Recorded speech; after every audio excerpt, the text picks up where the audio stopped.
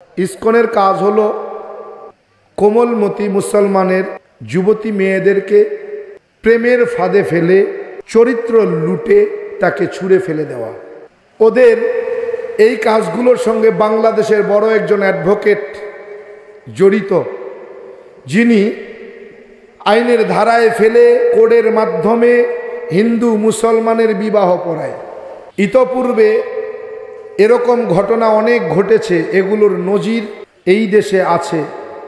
আমার জানা মতে, আমি যতটুকু জানি, এই ইসকনের সদস্যরা খুব তৎপর। কোমলমতি মুসলমানের যুবতী মেয়েদেরকে তারা প্রেমের ফাঁদে ফেলে বিয়ের প্রলোভন দেখিয়ে তাদের চরিত্র নষ্ট করে তাদেরকে ছুঁড়ে ফেলে দেয়। এরকম একটা দুইটা ঘটনা নয়, আমার কাছে অনেক ঘটনার দলিল আছে। অনেক আমার কাছে বলছে ফোন করে যে হুজুর এখন উপায় কি, এর থেকে বেরোনোর কোনো রাস্তা আছে কি। এরকম সংগঠন কাজ করতেছে। এই ইসকন নামক যেই সন্ত্রাসী সংগঠন, জঙ্গি সংগঠন বাংলাদেশে তৎপরতা চালাচ্ছে, বাংলাদেশকে তারা দাঙ্গায় পরিণত করতে চাচ্ছে। এই ইসকন যে একটা জঙ্গি সংগঠন, একটা সন্ত্রাসী সংগঠন, তার প্রমাণ তারা চট্টগ্রামে রাষ্ট্রীয় পতাকা, বাংলাদেশের রাষ্ট্রীয় পতাকার উপরে ইসকনের পতাকা উড়িয়ে প্রমাণ করে দিয়েছে। তারা বাংলাদেশে নতুন করে দাঙ্গা লাগাতে চায়, তারা দাঙ্গা লাগাতে চায়। আর আমরা যখন কথা বলি তখন বলে মুসলমান হলো অসাম্প্রদায়িক, এরা দাঙ্গা সৃষ্টি করার জন্যই আমাদেরকে। কি কথা বলে না কেন? মুসলমান নাকি অসাম্প্রদায়িক জাতি? আরে মুসলমান যদি অসাম্প্রদায়িকই হতো, তোরা যখন ভারতের জমিনে আমার কলিজার মধ্যে রক্তক্ষরণ করেছিলে, যখন তোমরা বাবরি মসজিদ ভেঙে দিয়েছিলে, রাম মন্দির বানিয়েছিলে, ওই সময় বাংলার জমিনে একটা মন্দিরও থাকতো না। কিন্তু না, মুসলমান সাম্প্রদায়িক জাতি। ইসলাম একটা শান্তির জীবন বিধান, যেই ইসলামের ছায়াতলে কোনো শান্তি সৃষ্টি হয় না, কোনো শান্তি হয় না। ইসলাম শান্তি, এমন শান্তির জীবন বিধান, ইসলামের ছায়াতলে যেই আসবে সেই নিরাপদ হয়ে যাবে। বাবরি মসজিদ ভেঙেছে কেন? বলে ওখানে কি ছিল? রাম মন্দির, রামের মূর্তি পাওয়া গেছে। ইতিহাস জানো না, শুনো। এই ইতিহাস চোখের সামনে ঘটা ইতিহাস কাকে বলে শোনো। বাবরি মসজিদের নিচে রাম মন্দির তুমি পেয়েছো না? পেয়েছো রাম মন্দির?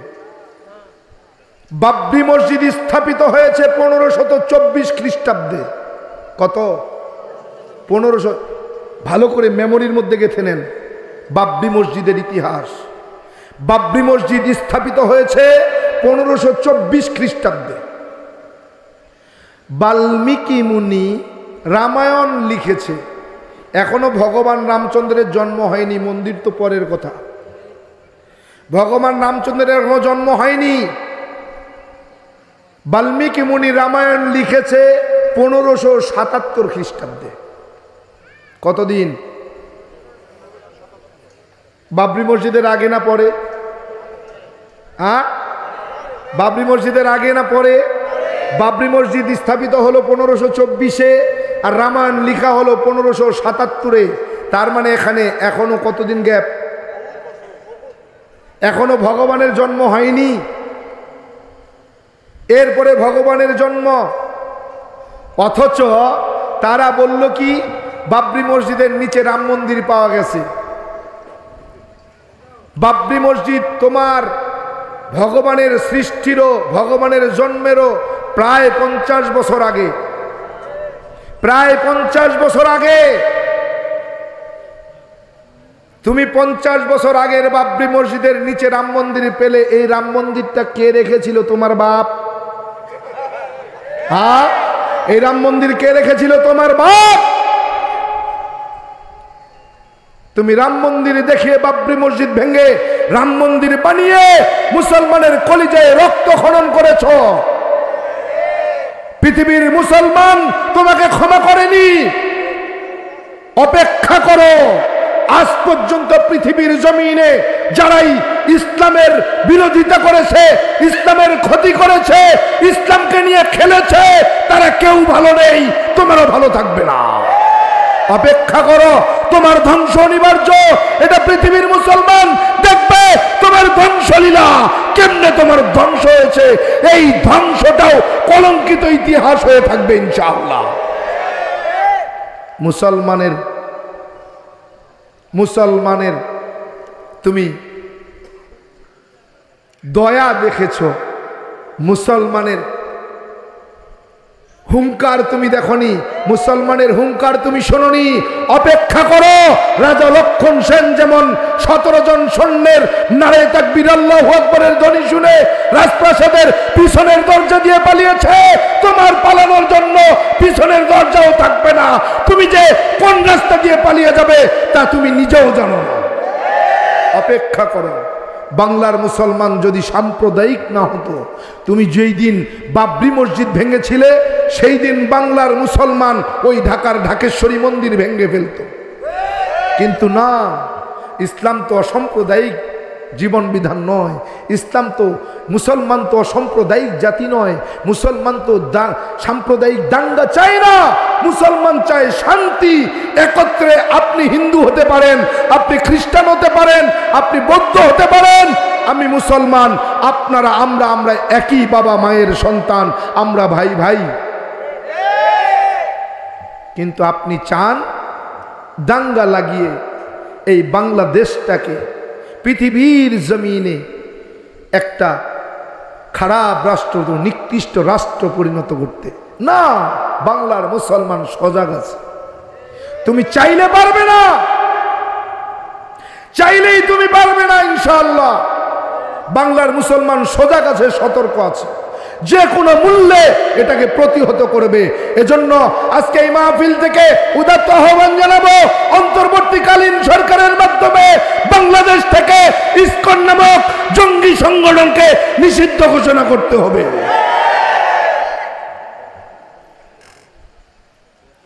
হাজিরিন, আল্লাহ তাআলা বলতেছেন, গোলাম আমি তোমাকে দুনিয়ার জমিনে এমনি পাঠাই নাই। তুমি কি ভেবেছ আমি তোমাকে অনর্থক দুনিয়ার জমিনে পাঠাইছি? বলেন না, না। আল্লাহ অন্য আয়াতের মধ্যে বলেন, আফা হাসিবতুম আন্নামা খলাকনাকুম আবাসা ওয়া আন্নাকুম ইলাইনা ওয়া আন্নাকুম ইলাইনা লা তুরজাউন। আল্লাহ তাআলা জানায়া দেয়, গোলাম দুনিয়ার জমিনে তুমি কি ভেবেছ আমি আল্লাহ তাআলা তোমাকে অনর্থক বানাইছি? না, না। তুমি কি ভেবেছ আমি আল্লাহর দরবারে হাজির হবে? না, না, না। আমি আল্লাহ তাআলা তোমাকে অনর্থক বানাই নাই। 2 দিন আগে আর 1 দিন পরে হোক আমার সামনে হাজির হতে হবে। পালায়া বাঁচার কোনো উপায় নাই। সাদ্দাত ডাক দেখো, আল্লাহ তোমার জান্নাত আমার লাগবে না, তোমার জান্নাতে আমি যাব না। আমি জান্নাত বানাই আমার তৈরি করা জান্নাতের মধ্যে আমি থাকবো, তোমার জান্নাতে যাব না। এই বেঈমানটা দুনিয়ার জমিনে জান্নাত বানাইয়া দুনিয়ার বেশ্যা সুন্দরী যুবতীদের দিয়া জান্নাত সাজাইলেন, আর হুর বানাইয়া জান্নাত দেখার জন্য বেঈমান রওয়ানা। আল্লাহ তাআলা ডাক দেখো, আজরাইল তাড়াতাড়ি দা, তাড়াতাড়ি যা। বেঈমানটা তৈরি করা জান্নাতে ঢোকার আগেই জানটা কবজ কইরা ল। এ বেঈমান সাদ্দাত ঘোড়ার পিঠে সওয়ার হয়ে রওয়ানা। পিছনের দিকে তাকায় দেখে এক বুড়া বর্ষির মতো বাঁকা, লাঠির উপরে ভর দিয়া দিয়া হাঁটতেছে, কিন্তু হাঁটার গতি এত তেজ ঘোড়ায় তার সঙ্গে কুলায় পারে না। ঘোড়ার যত গতি বাড়ে বুড়ার হাঁটার গতি তত বেড়ে যায়। সাদ্দাত ঘোড়ারে আঘাত করে, চাবুক দিয়ে আঘাত করে, ঘোড়া দৌড়ায়। ঘোড়ার দৌড়ানোর গতি যত বেড়ে যায় বুড়ার হাঁটার গতি তত বেড়ে যায়। এক পর্যায়ে বেঈমান সাদ্দাত জান্নাতের দরজার সামনে দাঁড়াইছে, এখনো ঘোড়ার থেকে নামে নাই। ওই অসুস্থ রোগাইতে বুড়া লাঠিতে ভর দিয়া দিয়া জান্নাতের দরজার সামনে যায় দাঁড়ায় গেছে। সাদ্দাত ডাক দেয়া করে, বুড়া কে তুমি, কি তোমার পরিচয়? দেখলাম তুমি লাঠিতে ভর দিয়া দিয়া আমার পিছে পিছে আসতেছিলা, আমার ঘোড়ার এত তেজ, এই তেজি ঘোড়ার সঙ্গে পাল্লা দিয়া আমার জান্নাতের সামনে দাঁড়াইলা, কে তুমি, কি তোমার পরিচয় বলো?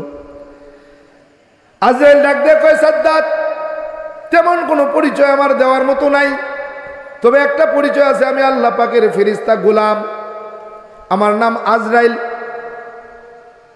সাদ্দাত ডাক দেয়া কয়, ভাই আজরাইল কি জন্য আমার জান্নাতের দরজা আটকায় রাখছো বলো, কেন তুমি আসলা, কি জন্য তুমি আসছো?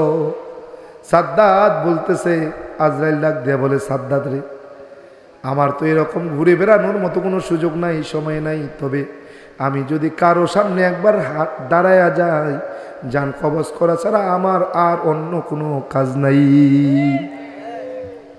সাদ্দাত ডাক দেয়া কয়, ভাই আজরাইল বুঝছি জান কবজ করার জন্য আসছো, তবে ভাই তোমার কাছে এতটুকু অনুরোধ, এত আশা নিয়া এত সুন্দর কইরা জান্নাত বানাইছি আর সাজাইছি, আজরাইল এই দরজার এই পাশ দিয়া ঢুকবো, জান্নাতটা ঘুরে দরজার সামনে এসে দাঁড়াবো, জান কবজ করবা, এতটুকু সময় তুমি আমার একটু ভিক্ষা দিয়া দাও। আজরাইল ডাক দেয়া কয়, সাদ্দাত ওরে সাদ্দাত তুমি কি জানো না, ইদা জা আজালহুম লা ইস্তাখিরুনা সাআতা ওয়ালা ইস্তাকদিমুন। হে সাদ্দাত তুমি কি জানো না, হায়াতের জিন্দেগি যদি একবার ফুরাইয়া যায়, অতিরিক্ত এক মুহূর্ত সময় কাউকে দেওয়া হয় না। সাদ্দাত ডাক দেয়া কয়, ভাই আজরাইল ঠিক আছে, জান্নাত ঘুরে দেখার সময় যদি তুমি আমাকে নাও দাও, তবে রে ভাই তোমার কাছে এতটুকু অনুরোধ, এতটুকু সময় তুমি আমারে ভিক্ষা দাও, এত আশা নিয়ে এত সুন্দর করে জান্নাত বানাইছি আর সাজাইছি। হে আজরাইল জান্নাতে ঢুকার অনুমতি যদি নাও দাও, কমপক্ষে মাথাটা ঢুকাইয়া জান্নাতটা দেখার সুযোগ দাও। এতটুকু আবদার করার কারণে, এতটুকু অনুনয় বিনুনয় করার কারণে আজরাইলের দিলের ভিতরে একটু মায়া লেগে গেছে। আল্লাহরে ডাক দেখো, আল্লাহ একটু দেও না। আল্লাহ ডাক দেয়া করে, আজরাইল ও বেঈমানটা সাগরের মধ্যে আমি কুদরতিভাবে ভাসাইয়া, ও বেঈমানটারে জঙ্গলের মধ্যে মা বাবা ছাড়া কুদরতিভাবে লালন পালন, রিজিক দিয়া লালন পালন কইরা ও বেঈমানটারে আমি বড় করলাম, দুনিয়ার জমিনে সব চাইতে ধন সম্পদ দিয়া গোটা দুনিয়ার সব চাইতে ধনী বানাইয়া দিলাম। ও বেঈমানটারে ক্ষমতার মসনদ দিয়া গোটা দুনিয়ার বাদশাহী আমি আল্লাহ দান করলাম। ও বেঈমান আমার কাছে মাথা নত করে না, তোমার কাছে মাথা নত করে। ওরে আজরাইল ও বেঈমানটা তোমার কাছে যতটুকু অনুনয় বিনয় করেছে, তার 100 ভাগের 1 ভাগ অনুনয় বিনয় কইরা যদি আমি আল্লাহর সামনে একবার তওবা করত, আমারে যদি একবার আল্লাহ বলে ডাক দিত, এস আজরাইল, আমি আল্লাহ তাআলা তার জীবনের সমস্ত গুনাহগুলো মাফ কইরা আমি ও বেঈমানটারে তার তৈরি করা জান্নাত দিয়া দিতাম, ওই জান্নাতের মালিক হয়ে যেত। ও বেঈমান আমার কাছে মাথা নত করে না, নত হয় না, তোমার কাছে নত হয়। ওরে আজরাইল সময় দেওয়া যাবে না, বেঈমানটার জানটা কবজ কইরা ফালাও। কোথায় গেল সাদ্দাত, কোথায় নমরুদ, কোথায় গেল ফিরাউন, কোথায় গেল কারুন, কোথায় গেল হামান, কোথায় গেল সাদ্দাম, কোথায় গেল গাদ্দাফি, কোথায় গেল জর্জ ডব্লিউ বুশ? আসেনি কারো খোঁজ? না না। দুনিয়ার উম্মতের যুবক, বৃদ্ধ বাবাজি, পদ্মার আলের মা, আজকে সামান্য সম্পদের মালিক হইয়া, সামান্য ক্ষমতার মালিক হইয়া নিজের এমন ভাবে জাহির করো, উলামা একরামের সামনে যায় এমন আচরণ করো যেন ওলামা একরাম তোমার কাছে কিছুই মনে হয় না। বলে ওলামা একরামের সঙ্গে তুমি ভালো ব্যবহার করো না। মাঝে মাঝে শোনা যায় মসজিদের ইমামের সঙ্গেও ভালো কথা বলো না, ভালো ব্যবহার করো না। মাঝে মাঝে শোনা যায় মসজিদের মুয়াজ্জিনের সঙ্গে গোলামের মতো আচরণ করো।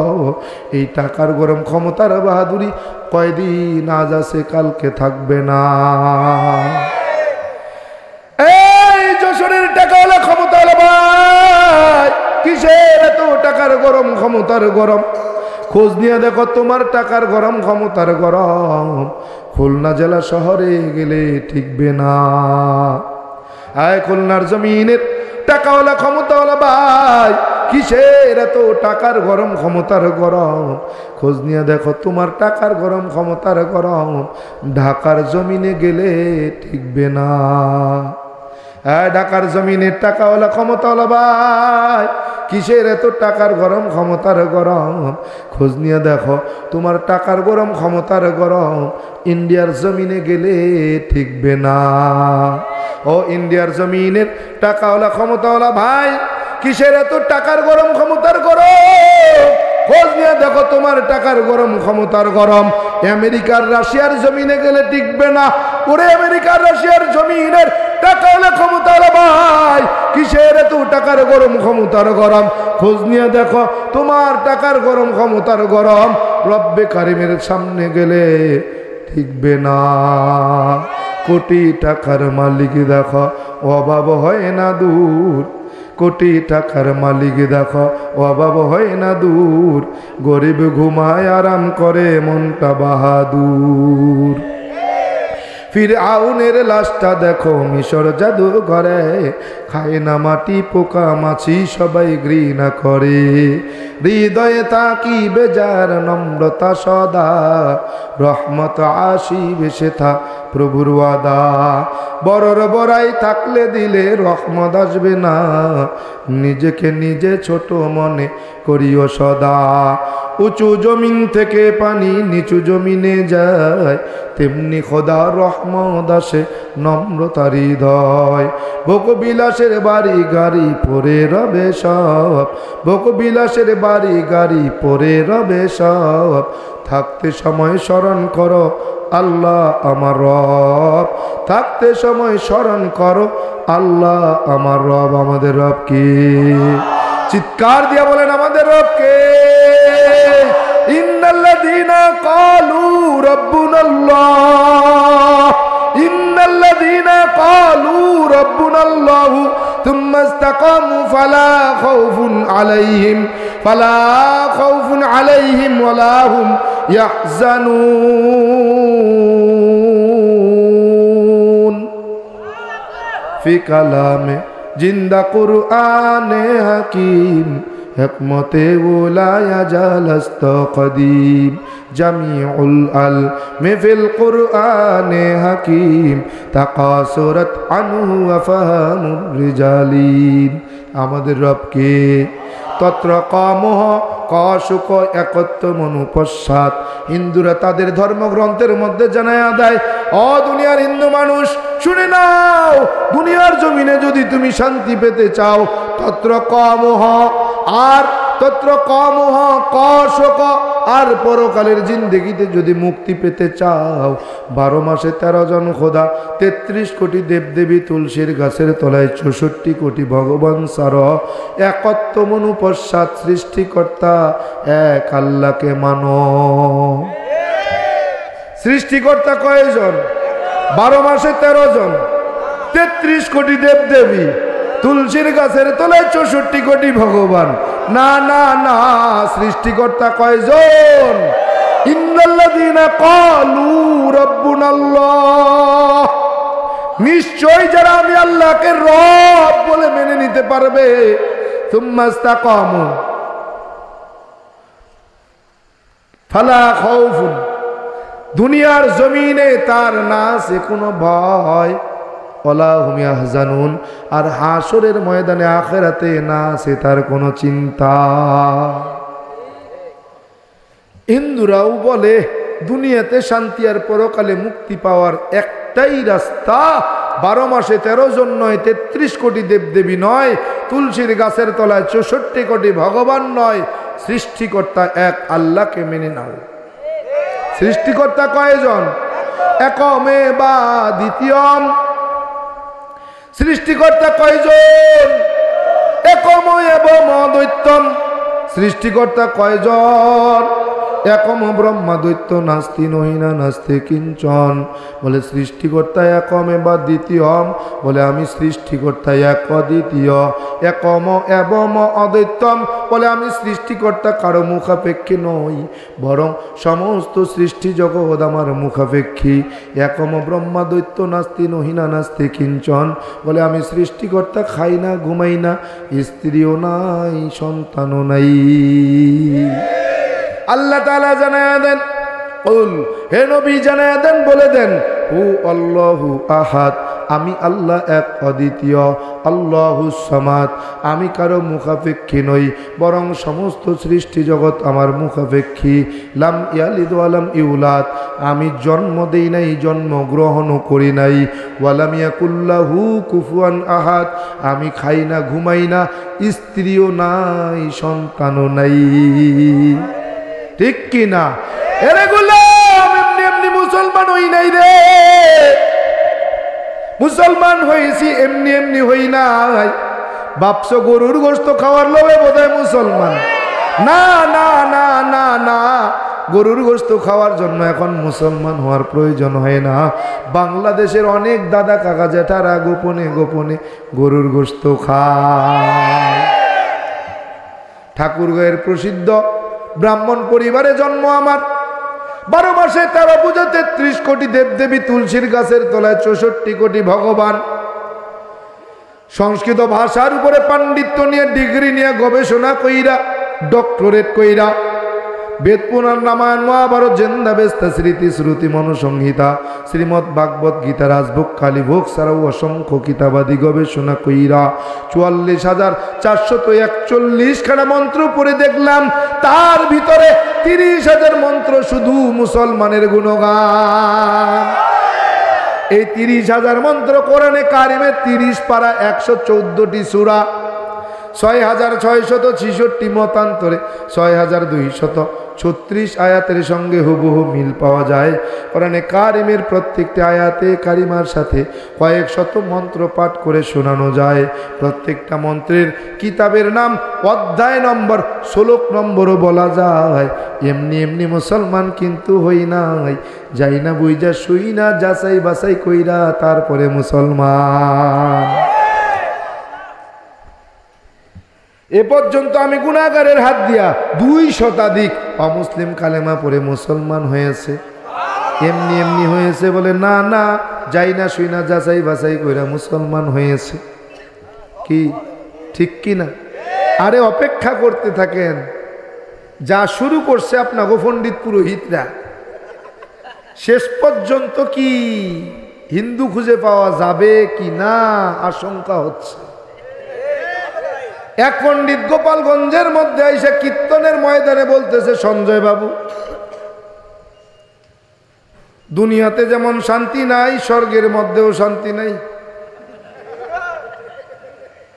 চিন্তা করা যায় কত বড় তার সেরা। কয় স্বর্গে বলে শান্তি নেই, দুনিয়া তো শান্তির জায়গা, এটা সবাই জানে। কি এটা মুমিনদের জন্য জেলখানা, কাফেরদের জন্য বালাখানা, এটা সবাই জানি আমরা। তো জান্নাতটা তো আরামায়েশের জায়গা। কি জান্নাত হলো মুমিনদের জন্য বালাখানা, জাহান্নাম হলো কাফেরদের জন্য আযাবখানা। কি এখন কইতেছে পণ্ডিত মহারাজ, সঞ্জয় বাবু, দুনিয়াতে যেমন শান্তি নাই, স্বর্গেও তেমন শান্তি নাই। স্বর্গে একটা সমস্যা আছে। বলে কি সমস্যা? বলে সঞ্জয় বাবু, আপনি 18 বছরের যুবক হয়ে স্বর্গে প্রবেশ করবেন। 18 বছর থেকে আপনি স্বর্গ প্রবেশ করার পরে আপনার পেটে প্রচন্ড ক্ষুধা থাকবে, ক্ষুধা যন্ত্রণায় আপনি খেতে চাইবেন, স্বর্গের দেবতারা আপনাকে খেতে দেবে না। ক্ষুধার্ত অবস্থায় তাই খেতে হবে। পানি পিপাসায় আপনি ছটফট করতে থাকবেন, পানি পিপাসা মিটানোর জন্য আপনি সরোবরে যাবেন, সরোবরের স্রোত ধারা থেকে 1 ফোঁটা জল তুলে আপনি খেতে পারবেন না। বলে সঞ্জয় বাবু, ক্ষুধার যন্ত্রণা সহ্য না করতে পেরে গাছের ফল ছুটায় খেতে চাইবেন, গাছের ফল ছুটায়াও খেতে পারবেন না। বলে সঞ্জয় বাবু, আরো একটা অসুবিধা। বলে আপনি 18 বছর থেকে নিয়ে 40 বছর বয়স পর্যন্ত সুস্থ সবল থাকবেন, যেই দিন আপনার বয়স 40 বছর পূর্ণ হবে আপনি অসুস্থ হয়ে পড়বেন। বলে সঞ্জয় বাবু, অসুস্থ হয়ে বেশি দিন কিন্তু আর স্বর্গে থাকতে পারবেন না, 10,000 বছর পূর্ণ হয়ে গেলে আপনি মারা যাবেন।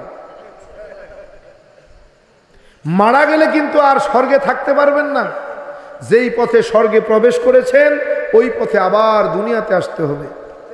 দুনিয়াতে এসেই কিন্তু আবার মানব জন্ম ফিরে পাবেন না। মানব জন্ম যদি ফিরে পেতে হয় তো কৃষ্ণ নাম জপা ছাড়া আর মানব জন্ম ফিরে পাওয়া যাবে না। জোরে কন, কত বড় তার সেরা চিন্তা করছেন। বলে এই জন্মান্তর বাইরের কথাগুলো কোথায় আছে? শ্রীমদ্ ভাগবত গীতার 6 নম্বর অধ্যায়ে লিপিবদ্ধ আছে। বলে দুনিয়াতে এসে আপনি 84 লক্ষ বছর 84 লক্ষ বার জন্মের পরিবর্তন ঘটবে। বলে দুনিয়াতে সেই মানব জন্ম ফিরে পাবেন না, আপনি বাতাসের মধ্যে ভেসে ভেসে বেড়াবেন। ঝড় বৃষ্টি তুফানের তীব্র আঘাত প্রাপ্ত হয়ে জমিনে পতিত হতে লাগবেন। জমিনে পতিত হয়ে যদি আপনি ঘাস হয়ে জন্মান, ছাগল আর গরু আপনাকে খেয়ে ফেলবে। পরের জন্মে কিন্তু আপনাকে ছাগল আর গরু হয়েই জন্মাতে হবে। যদি ছাগল গরু হয়েই জন্মান, আপনাকে বলি দিয়ে আপনার মাংস আর হাড্ডি চাবায়া চাবায়া খাবে। বলে সঞ্জয় বাবু, জমিনে পড়ে যদি আপনি বড় গাছ হয়ে জন্মান, আপনাকে কেটে লাকড়ি বানিয়ে চুলার আগুনে পুড়িয়ে পুড়িয়ে ছাই করে ফেলবে। বলে সঞ্জয় বাবু, আপনি যদি পানিতে পড়ে যান, বড় মাছ হয়ে যান, কুমির আপনাকে খেয়ে ফেলবে। পরের জন্মে কিন্তু আপনি কুমিরের সন্তান হয়ে জন্মাতে হবে। বলে সঞ্জয় বাবু, পানিতে পড়ে যদি আপনি কই মাছ হয়ে জন্মান, তাড়াতাড়ি মরে না?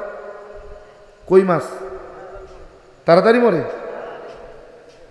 বলে যদি আপনি ভাগ্যক্রমে কই মাছ হয়ে জন্মান, মা বোনেরা আপনাকে ধরে ধরে উঠাবে আর জীবিত অবস্থায় আপনার শরীর থেকে আষ্টাগুলো তুলবে, চামড়া তুলবে। আপনি 1000 বার অনুরোধ করবেন, মাগো ওই ধারালো বটি আমার গলায় লাগাবে না। মা বোনেরা তোমার কথা শুনবে না, ধারালো বটি দিয়ে তোমার গলা কেটে নাড়ি ভুড়ি বের করে ধুয়ে পরিষ্কার করে লবণ তেল মরিচ লাগায়া কড়াইয়ের মধ্যে ভাইজে চাবায়া চাবায়া তোমাকে খেয়ে ফেলবে। এভাবে তোমার 84 লক্ষ বার জন্মের পরিবর্তন ঘটবে। কখনো গাছ, কখনো মাছ, কখনো ঘাস, কখনো কুকুর, কখনো শুকর, কখনো খেসর, কখনো উবসর, কখনো হবে তুমি বানর। এইভাবে তোমার 84 লক্ষ বার জন্মের পরিবর্তন ঘটবে। এরপরে তুমি মানব জন্ম ফিরে পাবে। চিন্তা করছেন কত বড় তার সেরা। আমার ওই সময় মনে হচ্ছিল যে পণ্ডিত মশাই, গাঁজা তো খাইলেন ভালো, কিন্তু ডেট ফেল গাঁজা খাইলেন কেন? আপনার এই পাগলামি কথাবার্তার দ্বারা আপনার ধর্মের কত বড় ক্ষতি হয়েছে সেটা কি আপনি বুঝেছেন? অথচ তার ধর্মগ্রন্থ বলছে স্বর্গ এমন একটা জায়গা যেটা আরামায়েশের জায়গা, যেখানে একবার প্রবেশ করলে আর বের হতে হয় না, যেখানে ক্ষুধার যন্ত্রণা থাকে না, যেখানে গাছের ফল ছিঁড়ে খাওয়ার জন্য অনুমতি লাগে না, যেই স্বর্গের মধ্যে নহর নদী আছে, পানি ওই সেই সরোবর আছে, সেই সরোবরের পানি হবে এত মিষ্টি, এত সুস্বাদু, এত স্বচ্ছ, বলে এত পরিষ্কার হবে, যেটা এত পরিষ্কার হবে এটা খাবে, তারা পান করবে, ব্যবহার করবে, কোনো কষ্ট হবে না। এরপরেও তার সেরা কত বড় কথা বললেন, চিন্তা করা যায়। বাবার কাছে গিয়ে বলতেছিলাম, বাবা আপনি আমারে পণ্ডিত বানাইছেন, কেন পণ্ডিত বানাইলেন? বলে বাবা আমি চিরকাল থাকবো না, আমার অবর্তমানে আমার দায়িত্ব পালন করার জন্য তোমারে পণ্ডিত বানাইছি। বললাম বাবা পণ্ডিত হতে গিয়ে আমি যা পড়লাম আপনিও কি তাই পড়েছেন? বলে হ্যাঁ। বললাম বাবা আমি যা জানলাম আপনিও কি তাই জানছেন? বলে হ্যাঁ। বললাম বাবা আমি যা বুঝলাম আপনিও কি তাই বুঝলেন? বলে হ্যাঁ। বললাম বাবা জানেন বুঝেন অনুভব করলেন, কেন মানলেন না? বলে বাবা সব জিনিস মানা যায় না, সব জিনিস মানার বিষয় না, সব জিনিস মানতে হয় না, কিছু কিছু জিনিস জানার পরেও মানার জরুরত থাকে না। বললাম বাবা আমার একটা প্রশ্নের জবাব দিবেন? বলে হ্যাঁ। বললাম বাবা রাজভোগ কিতাবের 1292 পৃষ্ঠার মধ্যে একখানা মন্ত্র পড়েছিলাম। ওই মন্ত্রখানার মধ্যে কি লেখা, কি জবাব আপনি কি আমার একটু বলবেন? বলে কি? বললাম বাবা, কৃষ্ণং কৃষ্ণং শ্রীনন্দ কেশ সর্বনাম যুগে। বাবা কয় মানে কি? বললাম বাবা, শ্রীকৃষ্ণ ভগবান শ্রীকৃষ্ণ বলতেছেন আমি যুগে যুগে কালে কালে মানুষের কল্যাণে অগণিত অবতার হয়ে দুনিয়ায় অবতরণ করলাম। সমস্ত অবতারগণ আমি ভগবান শ্রীকৃষ্ণকে ভগবান বলে মেনে নিলেন। বাবা কয় ঠিক আছে, আমাকে নাই। কেন নাই? বললাম বাবা, স্রষ্টা যখন সৃষ্টি হয় তখন ওই সৃষ্টিকে কোন স্রষ্টা নিয়ন্ত্রণ করে? কি? ভগবান শ্রীকৃষ্ণ ছিলেন স্রষ্টা, হলেন সৃষ্টি। এই সৃষ্টিকে কোন স্রষ্টা নিয়ন্ত্রণ করেছেন? বলে কেমন? বললাম বাবা, মানুষের কল্যাণে ভগবান শ্রীকৃষ্ণ যখন পূর্ব আকাশে সূর্য হয়ে ঝুললেন, এই সূর্য নামক দেবতাকে কোন স্রষ্টা নিয়ন্ত্রণ করেছেন? বাবা কয় কেন শ্রীকৃষ্ণ? বললাম না, হতে পারে না। বলে কেন? বললাম বাবা, শ্রীকৃষ্ণ তো ছিলেন স্রষ্টা, হলেন সৃষ্টি। সৃষ্টি হয়ে কেমনে স্রষ্টার দায়িত্ব পালন করবে বলেন? বলে তুমি কি বলতে চাও? আমি বললাম বাবা, আমি তেমন কিছু বলতে চাই না। বলে ওই সূর্য দেবতাকে যিনি নিয়ন্ত্রণ করেছেন তিনি কেউ না, তিনি হলেন মুসলমানদের আল্লাহ। বাবা কয় বুঝো না কেন? যেই আল্লাহ সেই তো ভগবান। নাউজুবিল্লাহ কইবেন না? বলে যেই আল্লাহ সেই ভগবান। বললাম না, আল্লাহর ভগবান এক হতে পারে না। বলে কেন? বলে আল্লাহর ভগবান এক হয় না। বলে কেন? ভগবান এমন এক সত্তা যার শরীক আছে, আল্লাহ এমন এক সত্তা যার শরীক নাই। আল্লাহু নূরুস সামাওয়াতি ওয়া মা ফিল আরদ। এই দুনিয়ার জমিনে আল্লাহ তাআলার নূর এমন নূর, এই নূরের মতো দ্বিতীয় আর কোনো নূর নাই। হয় ভগবান সর্বত্র বিরাজমান, সব জায়গায় আছে। বললাম বাবা কি বুঝাইতে চান? বলে আল্লাহর ভগবান নাই কোনো ব্যবধান। বললাম বাবা, প্রাথমিক অর্থে মেনে নিলাম আল্লাহর ভগবান এক, দ্বিতীয় অর্থ বলেন। বলে বাবা আল্লাহর ভগবান এক হয় না। বলে কেন এক হবে না? বলে বাবা শাব্দিক অর্থেও আল্লাহর ভগবান এক। বলে কেমন? বলে বাবা বলো না, আল্লাহ লিখতে কয়টা শব্দের প্রয়োজন? বললাম 4, আলিফ লাম লাম হা। বলে 4 হরফে আল্লাহ। বলে ভগবান লিখতে কয়টা শব্দের প্রয়োজন? বললাম 4। বলে ভগবান, 4 হরফে ভগবান। বাবাকে বললাম বাবা শাব্দিক অর্থে ভগবান আর আল্লাহ 4 অর্থ, 4টা হরফ। বাবা কয় দেখো শাব্দিক অর্থে আল্লাহর ভগবানের মধ্যে নাই ব্যবধান। বললাম বাবা যদিও আপনি শাব্দিক অর্থে আল্লাহর ভগবান এক বলতে পারেন, কিন্তু না, আল্লাহর অস্তিত্ব সব জায়গায়, ভগবানের কোনো অস্তিত্ব নাই। বাবাকে কেন? বললাম বাবা ভগবানের ভ যদি বাদ দেন থাকে কি? বলে গবান। গবান শব্দের অর্থ বাংলা ডিকশনারিতে যায় দেখবেন, গবান শব্দের অর্থ হলো গোবর। গোবর পাক নাকি না পাক, পবিত্র না অপবিত্র? বাবারে কইলাম বাবা আপনার ভগবান কিন্তু গোবর না পাক হয়ে গেছে। বাবা কয় আল্লাহ থাকবে না। বললাম কেন? বলে আল্লাহ থেকে যদি আলিফ বাদ দাও থাকলো কি? বলে লাম লাম হা। বলে এটাই আল্লাহ কোথায়?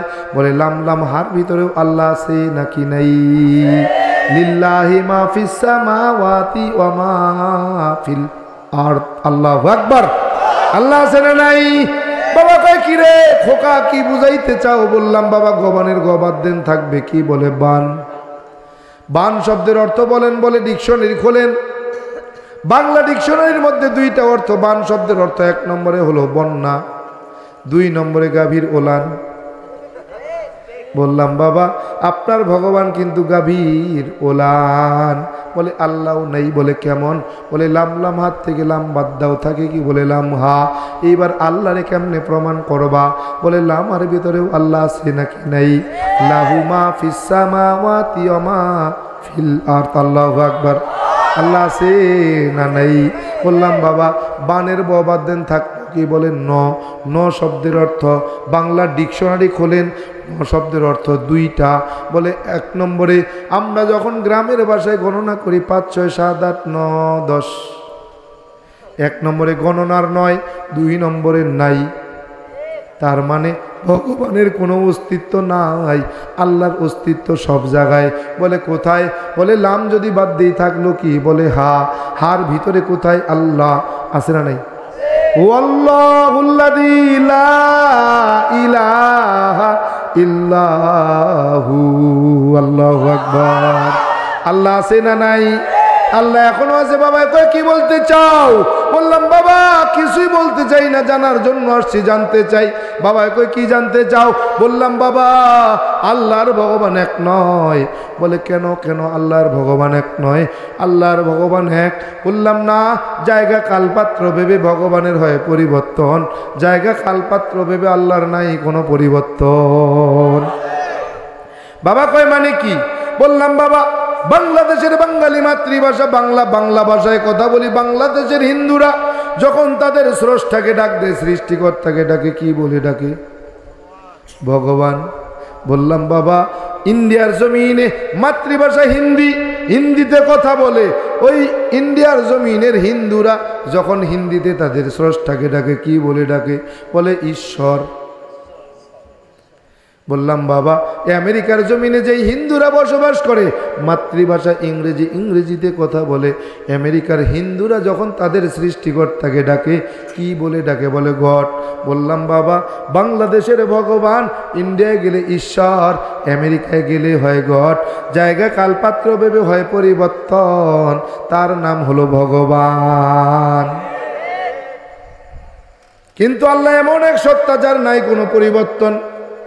বাংলাদেশের মুসলমান বাংলা ভাষায় কথা বলে, মাতৃভাষা বাংলা, বাংলা ভাষায় যখন মুসলমান তাদের স্রষ্টাকে ডাকে কি বলে ডাকে?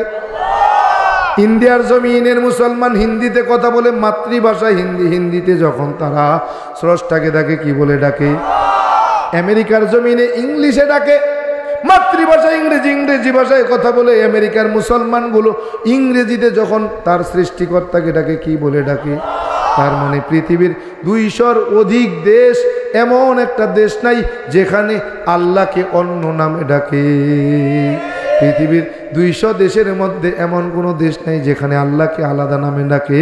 200 দেশের যেই দেশেই যাবে সেখানেই আমার আল্লাহ। বাবারে ডাক দে, কই বাবা আল্লাহর ভগবান এক হয় না। বলে কেন? বললাম বাবা আল্লাহর ভগবান এক হয় না, আল্লাহর অস্তিত্ব আছে, ভগবানের অস্তিত্ব নাই। আল্লাহ একক, ভগবান শরীক আছে। বলে কেমন? ভগবানের ভগবতী, ঈশ্বরের ঈশ্বরী, শিবের দুর্গা, বিষ্ণুর লক্ষ্মী, ব্রহ্মার লক্ষ্মী, বিষ্ণুর সরস্বতী, কৃষ্ণের রাধা। কিন্তু আল্লাহ এমন এক সত্তা যার কোনো শরীক নাই, যার স্ত্রী নাই, সন্তান নাই। অতএব আল্লাহর ভগবান এক হয় না। আল্লাহ এমন এক সত্তা যার কোনো শরীক নাই, যিনি এক অদ্বিতীয়, তিনি হলেন আল্লাহ। কি? যিনি একক, তিনি হলেন আল্লাহ। যার শুরুতেও ছিলেন, শেষেও থাকবেন, তিনি হলেন আমার রব। যিনি শুরুতে ছিলেন এবং শেষেও থাকবেন, তিনিই আমার রব। কেমনে বুঝাইতাম? রে গোলাম, আল্লাহ তাআলা জানায়া দেয় আমি আল্লাহ এক অদ্বিতীয়। বাবারে ডাক দেয়, কই বাবা শুধু এখানেই শেষ না, পৃথিবীর এমন একটা ধর্মগ্রন্থ নাই, বা পৃথিবীর জমিনে এখন পর্যন্ত 1250টা ধর্মগ্রন্থ দেখা যায়, এমন একটা ধর্মগ্রন্থ নাই যেখানে ইসলাম শ্রেষ্ঠ জীবন বিধান কথা বলা হয় নাই। বলে কেমন? বললাম বাবা মুসা আলাইহিস সালামের উপরে তাওরাত নাজিল হয়েছে, তাওরাত হিব্রু ভাষায় নাজিল হয়েছে, হিব্রু ভাষায় তাওরাতের মধ্যে বলা হয়েছে, হিব্রু ভাষায়ও আল্লাহ তাআলা জানায়া দিয়েছেন, ও নবী মুসা ইসলামের মতো শ্রেষ্ঠ জীবন বিধান আমার কাছে আর দ্বিতীয়টা নাই। আপনি ইনজিল খোলেন, জবুর খোলেন, বৌদ্ধদের ত্রিপিটক খোলেন, মুসলমানদের কোরআন খোলেন, প্রত্যেকটা জায়গায় ইসলাম শ্রেষ্ঠ জীবন বিধান বলা হলো। মুসলমানদের জীবন বিধান কোরআনের মধ্যে বলা হলো ইন্নাদ-দীনা ইনদাল্লাহিল ইসলাম। স্পষ্ট করে আল্লাহ তাআলা বলেন, নিশ্চয়ই আমি আল্লাহ তাআলার কাছে মনোনীত জীবন বিধানের নাম হলো। বাবারে কইলাম বাবা আপনার ধর্মগ্রন্থটা আপনি একটু দেখবেন। বলে কি আছে? বললাম ইদাং ইসলানাং অসাং ইল্লাল্লাহ। বলে অর্থ কি বল? ইদাং শব্দের অর্থ দিন বা জীবন বিধান, ইসলানাং শব্দের অর্থ ইসলাম, অসাং শব্দের অর্থ পছন্দ করা বা মনোনীত হওয়া, ইল্লাল্লাহ হলো সৃষ্টিকর্তা। এক কথায় সৃষ্টিকর্তার পছন্দনীয় জীবন বিধানের নাম কি? কি বাবা কয় কি বলতে চাও? আমি বললাম বাবা কিছু বলতে চাই না, জানতে চাই বলেন তো পৃথিবীর জমিনে সৃষ্টিকর্তা কেমন, তার আকার আকৃতি প্রতিমূর্তি প্রতিচ্ছবি কেমন বলে জানি না। তাইলে বানাইছো কে? জানো না যখন বানাইলাকে দেখছো কেমনে যে এই ভগবান শিব ছিল এরকম, এর গঠন এরকম, দুর্গা এরকম, এর গঠন এরকম, দেখছো কই? দেখি নাই তো বানাইছো কেমনে? আমি কি বানাইছি তো পাইছো কই? কয় পূর্বপুরুষ করছে তাই। কেমনে বুঝামো? কর কেমনে বুঝামো? বাবা কয় কি বলতে চাও? বললাম বাবা আপনার ধর্মগ্রন্থ একটু খুলবেন। বলে কি আছে? বলে না তস্য প্রতিমা আসতে, আমি সৃষ্টিকর্তার কোনো প্রতিমূর্তি নাই, প্রতিছবি নাই, আকার নাই, আকৃতি নাই, দেখা যায় না, ধরা যায় না, ছোঁয়া যায় না, লাল নীল হলুদ না সবুজতা অনুভব করা যায় না। তিনি হলেন আমার আল্লাহ। তিনি কে? তিনি আমার রব।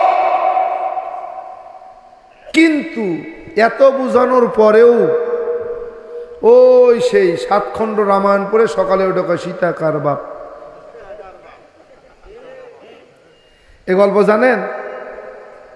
এক গরিব কৃষক শুনছে যে রামায়ণ পড়লে পুণ্য হয়, মানে নেকি হয়, সোয়াব হয়, কিন্তু আমি তো পড়তে পারি না। তো শুনছে যে পড়লেও যেই সোয়াব, শুনলেও সেই সোয়াব, তাহলে কি করা যায়? আমি তো পড়তে পারি না, আর এই সংস্কৃত ভাষা শুধু ব্রাহ্মণরাই জানতো, আর কেউ জানতো না, কাউকে শিখতেও দিত না, তাহলে ভিতরের গোমর ফাঁস হয়ে যেত, কেউ তাদের মানতো না। যেমন আমাদের কোরআন মুচিত থেকে বাদশা পর্যন্ত সবাই পড়ার অধিকার রাখে, কি ঠিক কিনা? এটার নাম হলো কোরআন। এখানে স্বাধীন, খালি তুমি একাই পড়তে পারবে, আর কেউ পড়তে পারবে। এখন অবশ্য সবাই পড়তে পারবে, যে বাংলায় লিখছে। সংস্কৃত ভাষায় কি লিখছে এটা তো কেবল পণ্ডিতরা, পুরোহিতরা, ব্রাহ্মণরা ছাড়া আর কেউ জানে না। এখন গরিব কৃষকের মনে চাইছে একটু রামায়ণ শুনবে, তো পণ্ডিত মশাইয়ের নিমন্ত্রণ দিয়েছে। পণ্ডিত মশাই আজকে সন্ধ্যাবেলা আইবেন, আমারে সারা রাত বসে বসে একটু রামায়ণটা শুনাইবেন, আপনাকে যথাযোগ্য উপঢৌকন দেওয়া হবে। পণ্ডিত মশাই সন্ধ্যাবেলা এসে অমুক বাবু বাড়িতে আসেননিও? আসি তো। কে? কয় আমি পণ্ডিত মশাই আইছি। হ্যাঁ তাড়াতাড়ি আন, তাড়াতাড়ি আন। কয় কই কই বইতাম? আসন দাও। আসন দিছে, বইছে, পাশে চেয়ার নিয়ে, পণ্ডিত মশাইয়ের পাশে চেয়ার নিয়ে গরিব কৃষক বইছে। কয় পণ্ডিত মশাই শুরু করেন। সংস্কৃত ভাষা রামায়ণ পড়া শুরু করছে। প্রথম খণ্ড শেষ, দ্বিতীয় খণ্ডে কেবল সীতার ঘটনা আসছে, যে সীতা একজন নারী, সে ভগবান শ্রীরামচন্দ্রের স্ত্রী হবেন, এরকম ঘটনা কেবল আসছে। আর গরিব কৃষক, সারাদিন কষ্ট করা মানুষ, খেতে খামারে কাজ করা মানুষ ঘুমায় গেছে। মাঝে মাঝে একটু ওঠে, হালকা একটু শোনে, আবার ঘুমায়। পুরোটা শোনার আর তৌফিকে হয় নাই। সকালে যখন পণ্ডিত মশাইয়ের পড়া শেষ, ধাক্কা দিয়ে কয় বাবু। বলে হ্যাঁ হ্যাঁ, কী ব্যাপার, কী হয়েছে? কয় পড়া শেষ, জামুগা, উপঢৌকন দেন, দক্ষিণা দেন। বলে পণ্ডিত মশাই দক্ষিণা তো দিমু, কিন্তু আমার একটা জিনিস বুঝে আসলো না। বলে কি? বলে পণ্ডিত মশাই সারা রাত যে রামায়ণ পড়লেন, আমার একটা জিনিস বুঝে আসলো না, 7 খণ্ড রামায়ণে সীতা কার বাপ? পণ্ডিত মশাই কয় এই নি শুনছ? সীতা কারো বাপের কথা কইছিনি? হ্যাঁ, সীতা হলো ভগবান শ্রী রামচন্দ্রের স্ত্রীর নাম, তো সীতা কার বাপ হবে কেন? তখন বাবারে সব কইলাম, বাবা কয় ঠিকই কইছ, সব ঠিক আছে, আমি জানি, কিন্তু মানতে পারবো না। সালিশ যাই করো, তাল গাছ, এই তাল গাছ দিতাম না, সালিশ করে তুমি সব নিয়ে যাও, তাল গাছটা থুয়ে যাবো। কি বাবা কয় কাম হইতো না, তুমি যা বুঝাইছো বুঝছি, তুমি যা বলছো সব ঠিক, কিন্তু এই জায়গার থেকে ওই জায়গায় যাবো না। যেমন আবু তালেব জানতেন না আমার নবী আল্লাহর নবী, জানতেন না কোরআন আল্লাহর কিতাব, জানার পরেও মানছে। আল্লাহ রসুলকে এমন ভালোবাসা বাসছে, আর রসুল বলতে বাধ্য হইছে যে পৃথিবীতে কিয়ামত পর্যন্ত যত উম্মত আসবে, সব উম্মতের ভালোবাসা যদি এক পাল্লায় দেওয়া হয়, আমার চাচা আবু তালেবের ভালোবাসা যদি আরেক পাল্লায় দেওয়া হয়, বলে আবু তালেবের ভালোবাসার পাল্লাটা ভারী হয়ে যাবে। শুধু সমস্যা কোথায়? ফাত্তাবিউনি, তাবাইন, অনুসরণ অনুকরণের মধ্যে ভেজাল। বলে আল্লাহর নবীর চাচা আল্লাহর নবীকে এত ভালোবাসছেন, শুধু অনুসরণ আর অনুকরণ করেন নাই। ইন্তেকালের মুহূর্তে আল্লাহ রসুল বলতেছেন, ইয়া আবা মান ক্বালা লা ইলাহা ইল্লাল্লাহু মুহাম্মাদুর রাসূলুল্লাহ। ও চাচা যান, অন্তিম মুহূর্তে আপনি শুধু একবার পড়েন লা ইলাহা ইল্লাল্লাহ মুহাম্মাদুর রাসূলুল্লাহ মুখলিসান ফাদাখালাল জান্নাহ। আমি রসুল, আমি মুহাম্মদ ওয়াদা করলাম কাল হাসরের ময়দানে আপনাকে না নিয়া আমি মুহাম্মদ জান্নাতে যাব না। পড়ছেনি? আবু জহেল কয় ভাতিজার নতুন ধর্ম গ্রহণ করে বাপদাদার ধর্ম কলঙ্কিত করবানি? নেতৃত্ব দিছে এতদিন বাপদাদার ধর্মের উপরে, এখন কি সেই নেতৃত্ব হারাবা? কলঙ্কিত করবা রাজনীতি? এই যে আমাকে মতো বুঝেন না, আমাকে মতো আবু তালেব পড়ে না। আল্লাহ রসুল বলতেছে, চাচা বুঝছি, আমি যে আপনার ভাতিজা, আপনি যে আমাকে নবী স্বীকার করতে আপনার একটু লজ্জাবোধ হচ্ছে, এটা আমি বুঝছি। ঠিক আছে, আমাকে নবী বলার প্রয়োজন নাই, আমি আপনার ভাতিজাই থাকি। মান ক্বালা লা ইলাহা ইল্লাল্লাহ মুখলিসান ফাদাখালাল জান্নাহ। আপনি শুধু একবার পড়েন লা ইলাহা ইল্লাল্লাহ, আমি রসুল ওয়াদা করলাম কাল হাসরের ময়দানে আপনাকে না নিয়া জান্নাতে যাব না। পড়ছেনি? আবু লাহাব উঠে কয়, এই আবু তালেব ভাই আমার, এতদিন তোমার নেতৃত্বে চলছি, তোমার নেতৃত্ব মতো কথা বলছি, আজকে কি তুমি ভাতিজার নতুন ধর্ম গ্রহণ করে বাপদাদার ধর্মকে কলঙ্কিত করবা? বাপদাদা তৈরি করা খোদাদেরকে অপমান করবা? খবরদার। আবু তালেব পড়ে না। আল্লাহ রসুল বলতেছেন, চাচা বুঝছি, আপনি প্রকাশ্যে বলতেই বোধহয় লজ্জাবোধ করতেছেন, দরকার নেই।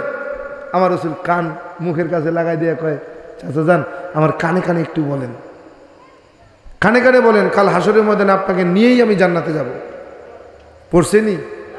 পড়ে নাই। 15 সালে আমার বাবার ইন্তেকাল হয়েছে। ইন্তেকালের ঠিক 2 দিন আগে স্বপ্নে দেখেছিলাম আমার বাবা আমার কাছে আসছে, বলছে বাবা, বাবা আসেনি, বাবা ফোন দিয়েছে, বাবা কোথায়? আমি তো বাবা মসজিদে ঘুমাই। বলে তাড়াতাড়ি বাড়ি আসবি, এখনই রওনা করবি। কেন? বলে তোমার মা ইন্তেকাল করেছে।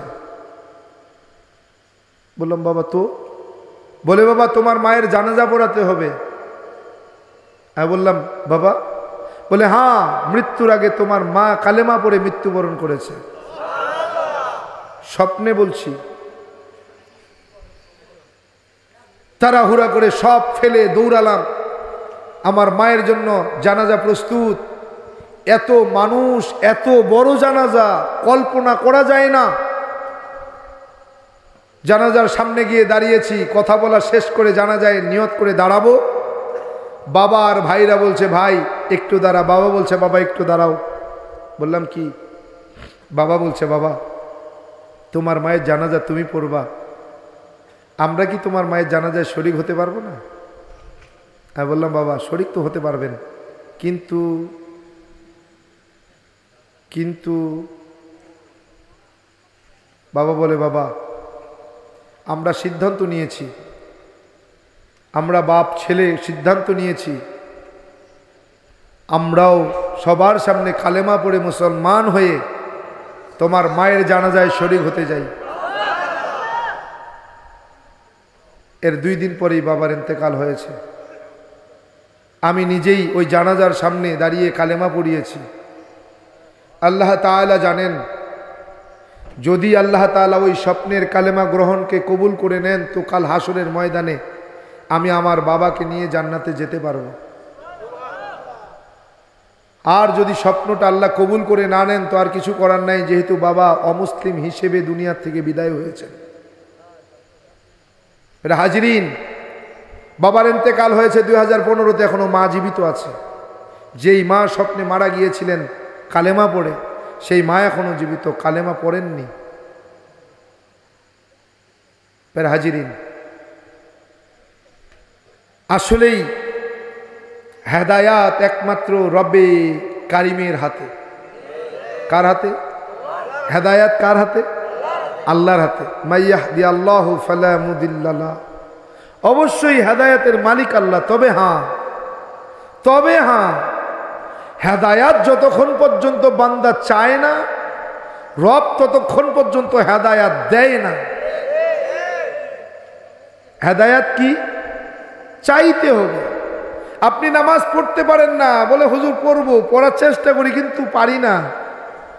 আসলেই আপনি রবের কাছে 5 ওয়াক্ত নামাজ আদায়ের সুযোগ চান না। আপনি যদি চাইতেন, রব আপনাকে না দিয়ে থাকতে পারতই না। কি পারতেন? পারতেনই না, কিন্তু আপনি চানই না। আপনি চানই না। হাজিরিন, বাবার সঙ্গে কথোপকথন শেষ হয়ে গেছে। সংক্ষেপে বলছি, আর লম্বা করব না। বৃহস্পতিবার দিবাগত রাত্রির বেলা ঘুমিয়েছি। সবাই যেমনি ঘুমায় আমিও ঘুমালাম। ফজরের আজান শুরু হয়েছে, ঘুমটাও ভেঙে গেছে। আজানটা শোনার পরে আবার চোখের মধ্যে কেমন যেন একটু ঘুমের ভাব চলে আসছে।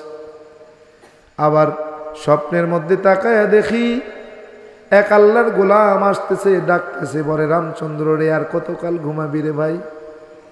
চল চল, ফজরের আজান হয়েছে, নামাজ পড়তে মসজিদে চল। হ্যাঁ বললাম, তুমি কি জানো না আমি হিন্দুর ঘরের সন্তান রামচন্দ্র, আমার নামাজ নাই। যাও যাও যাও, বিরক্ত করিও না, তাড়াতাড়ি চলে যাও, আমাকে একটু আরামে ঘুমাতে দাও।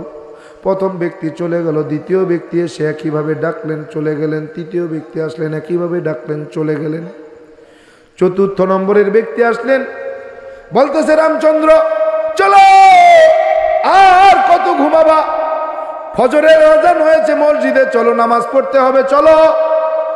বললাম, আপনি জানেন না আমি হিন্দুর ঘরের সন্তান রামচন্দ্র, আমার নামাজ নাই। বলে, রামচন্দ্র তুমি না স্বর্গে যাইতে চাও, ছাড়া আর কোনো রাস্তা নাই। নামাজ না পড়লে স্বর্গে যাওয়া যাবে না রে রামচন্দ্র। বললাম, হুজুর আমি যতটুকু গবেষণা করে দেখেছি, আমি যতটুকু বুঝেছি, ইমান না থাকলে নামাজ পড়ে কোনো ফায়দা নাই। এই নামাজ আল্লাহর দরবারে কবুল হবার নয়। বলে, রামচন্দ্র চলো না, তোমাকে কালেমা পড়াইয়া দে। আর রামচন্দ্র চলো। বললাম না। বললাম, হুজুর আমি যতটুকু জানি কালেমা পড়তে হলে পবিত্রতার প্রয়োজন আছে, পবিত্রতা ছাড়া কালেমা পড়ে কোনো ফায়দা হবে না। বলে, রামচন্দ্র চলো না, তোমারে পবিত্রতা শেখায়া দেই, পবিত্র বানায়া দেই। বলে, কেমনে? আমি তো অজু জানি না, অজু করতেও শেখে নাই। বলে, রামচন্দ্র চলো। বললাম, না আমি যাব না, আপনি যান অন্য সময়। বলে, না না, তোমাকে না নিয়ে আমি যাব না। আমি উত্তর দিকে মাথা দিয়ে দক্ষিণে পা রেখে শুয়ে আছি। আমার বিছানার ডান পাশ থেকে এতটুকু একটু খাল খোলা জায়গা, ঠিক আমার ডান হাতের এই বরাবর দাঁড়ানো আল্লাহর বান্দা দাঁড়িয়ে দাঁড়িয়ে বারবার বলতেছেন, না না আমি যাব না। আমার ভালো মনে পড়ে বারবার নিষেধ করার পরে যখন আমি কোনো কথাই শুনছি না, ওই চতুর্থ নম্বরের ব্যক্তি হাতের ঠিক এই জায়গাটায় শক্ত করে ধরে টান দিয়ে বসায় দিলেন। বসায় দিয়ে বলতেছে, রামচন্দ্র চলো। বললাম না, যাব না, আপনি চলে যান, আমি যাব না। বলেন না, তোমাকে না নিয়ে আমি মসজিদে যাব না। টানতে টানতে মসজিদের দিকে নেয়। বললাম, হুজুর অজু জানি না, অজু না করলে মসজিদে যায় কোনো লাভ হবে না। হুজুর আমারে অজুখানায় নিয়ে বসায় দিলেন। বলে অজু করে। বললাম অজু জানি না। বলে রামচন্দ্র, আমি দেখে দেখে তুমি অজু করবে, আমি অজু করব, আমার দেখে দেখে তুমি অজু করবে। নাও। উনি দেখাইতেছেন, বাবা এইভাবে অজু করে, এইভাবে অজু করে, এইভাবে অজু করে। অজু শেষ হয়ে গেল। উনি হাত ধরে টানতে টানতে মসজিদের দরজার সামনে দাঁড়ায় বলতেছে, মুসল্লিদারে, এ জান্নাতি মানুষ দেখবি নাকি? আয় আয় আয় আয় আয়। মুসল্লিগুলো দৌড়ে এসে দেখে আমি রামচন্দ্র দাঁড়ানো। বলে, হুজুর মস্করা করেন? কোথায় জান্নাতি মানুষ? দেখি হিন্দুর ঘরের সন্তান রামচন্দ্র। বলে, তোমরা জানো না, মান ক্বালা লা ইলাহা ইল্লাল্লাহু মুহাম্মাদুর রাসূলুল্লাহ মুখলিসান ফাদাখালাল জান্নাহ। তোমরা তো জানো না, যে ব্যক্তি ঈমানের সহিত কালেমা গ্রহণ করবে, কালেমা পাঠ করবে, তুমি মৃত্যুর পরে জান্নাতে যেতে দেরি হবে। এই মৃত্যুর পরে জান্নাতে যেতে দেরি হবে না। মুসল্লিগুলো দৌড়ে এসে কেউ কোলাকুলি করে, কেউ মুসাফা করে, কেউ গালের মধ্যে চুমু দেয়, কেউ কপালের মধ্যে চুমু দেয়। পাগলের মতো হয় আমারে মসজিদের মধ্যে নিয়ে গেলেন। মসজিদের মাঝখানটে বসাইয়া চারপাশে গোল হয়ে বসলেন। হুজুর আমার সামনে হাঁটুর সঙ্গে হাঁটু লাগাইয়া বলতেছে, রামচন্দ্র কালেমা পড়ো। কালেমার তালকিন দিতেছে, পড়ো লা ইলাহা ইল্লাল্লাহু মুহাম্মাদুর রাসূলুল্লাহ। আয় রামচন্দ্র আমার সাথে সাথে পড়ো, আশহাদু আল্লা ইলাহা ইল্লাল্লাহু ওয়াহদাহু লা শারীকা লা ওয়া আশহাদু আন্না মুহাম্মাদান আবদুহু ওয়া রাসূলুহু। কালেমা পড়াইয়া দিয়া বলতেছে, নাম পরিবর্তন করা দরকার। মুসল্লিদের কাছে বলতেছে, কি নাম দেওয়া যায়? মুসল্লিরা বলে, হুজুর যতটুকু জানা গেছে, রামচন্দ্র তাদের ধর্মের একজন ভগবানের নাম। তার বাবা মা বড় ভালোবেসে ভগবানকে মহব্বত করে ভগবানের নামে সন্তানের নামকরণ করেছে। হুজুর এমন সুন্দর একটা নাম দেন যেটা আল্লাহর কাছেও প্রিয় হতে পারে। হুজুর ডাক দিয়ে বলে, আল্লাহ তাআলার কাছে প্রিয় নাম 1 নম্বরে আব্দুর রহমান, দ্বিতীয়তে আব্দুল্লাহ। মুসল্লিরা বলতেছে, হুজুর যেহেতু আগের ধর্মে তাদের ভগবানের নামকরণে নাম হয়েছে, ইসলাম গ্রহণের পরে আল্লাহ তাআলার প্রিয় নামের নামকরণে নাম রাখলে কেমন হয়? বলে, হ্যাঁ। আব্দুর রহমান নাম রেখে দিয়া তিনি নিজে মসজিদের ইমাম হইয়া ফজরের নামাজ আদায় করার জন্য দাঁড়িয়ে গেলেন। ফজরের নামাজ আদায় করলাম।